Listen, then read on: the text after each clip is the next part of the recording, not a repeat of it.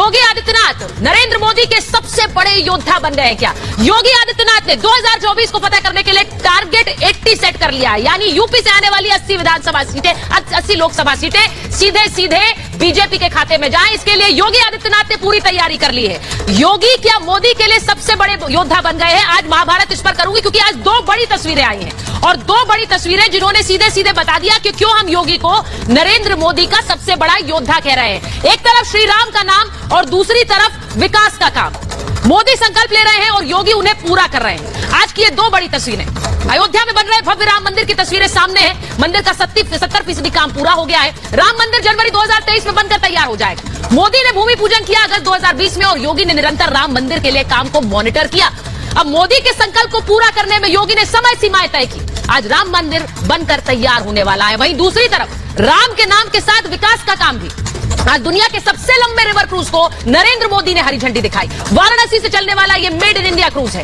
बनारस के विकास का जो संकल्प मोदी ने 2014 में उठाया, यहां की विकास गाथा को योगी ने आगे बढ़ाया। 2024 में एक तरफ राम मंदिर बनकर तैयार होगा, लेकिन राम के नाम के साथ ही विकास का काम भी क्या 2024 दिलाएगा। मैं आपको सबसे पहले दिखाती हूं कि कैसे हम योगी को जब नरेंद्र मोदी का सबसे बड़ा योद्धा कह रहे हैं, तो कौन कौन से ऐसे काम हैं जिनके जरिए वो टारगेट 80 फतेह होगा जो यूपी से आता है, यानी यूपी की 80 लोकसभा सीटें। आपको सबसे पहले बताती हूं, अयोध्या में भव्य राम मंदिर जो कि बनकर तैयार हो रहा है और राम मंदिर जिसका काम लगातार योगी आदित्यनाथ मॉनिटर भी कर रहे हैं। $1 ट्रिलियन इकोनॉमी सिर्फ और सिर्फ उत्तर प्रदेश से। जो $5 ट्रिलियन इकोनॉमी का टारगेट नरेंद्र मोदी ने देश के लिए रखा है, उसमें से $1 ट्रिलियन इकोनॉमी तो सिर्फ और सिर्फ यूपी से आनी है, जिसके लिए इन्वेस्टर समिट किए जा रहे हैं, जिसके लिए निवेश जुटाया जा रहा है। इसी के बाद अगला आपको बताती हूं, यानी नरेंद्र मोदी के मिशन को योगी आदित्यनाथ कैसे पूरा करेंगे। यूपी में 2024 के लिए टारगेट 80 उन्होंने सेट कर लिया। 80 की 80 लोकसभा सीटें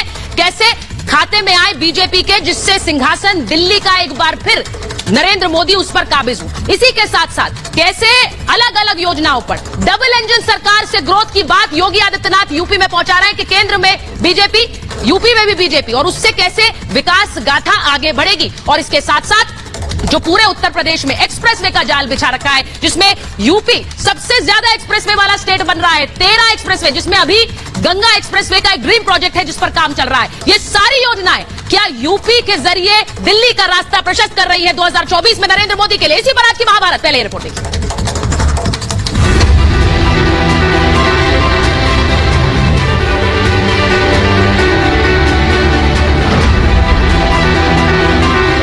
मोदी संकल्प करते हैं, योगी उन्हें पूरा करते हैं। मोदी राह दिखाते हैं, योगी मंजिल तक पहुंचाते हैं। 2024 के मैदान में मोदी के सबसे बड़े योद्धा बन गए हैं योगी। राम मंदिर निर्माण का संकल्प लिया मोदी ने, उसे पूरा करने में लगे हैं योगी आदित्यनाथ। अयोध्या में भव्य राम मंदिर के निर्माण का ज्यादातर काम पूरा हो चुका है और उसे योगी लगातार मॉनिटर कर रहे हैं। बैठकें लेने से लेकर निरीक्षण तक योगी आदित्यनाथ ने रामलला के धाम के संपूर्ण निर्माण को तय वक्त तक पूरा करने के लिए पूरा जोर लगा दिया है। राम मंदिर के लिए चले आंदोलन में अर्पण भी था, तर्पण भी था, संघर्ष भी था, संकल्प भी था। 2023 के दिसंबर मास में अयोध्या में भगवान राम का भव्य मंदिर का निर्माण कार्य संपन्न हो चुका होगा।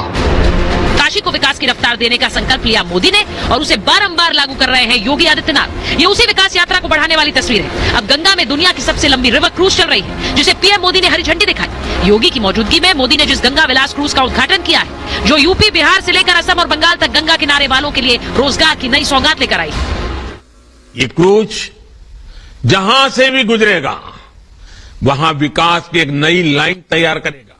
क्रूज टूरिज्म का ये नया दौर इस क्षेत्र में हमारे युवा साथियों को रोजगार, स्वरोजगार के नए अवसर भी देगा। आज ही सुबह आदरणीय प्रधानमंत्री जी ने दुनिया के सबसे लंबे रिवर क्रूज का शुभारंभ काशी की धरती से किया है। यह प्रदेश के अंदर पर्यटन और रोजगार की नई संभावनाओं को तो आगे बढ़ाई।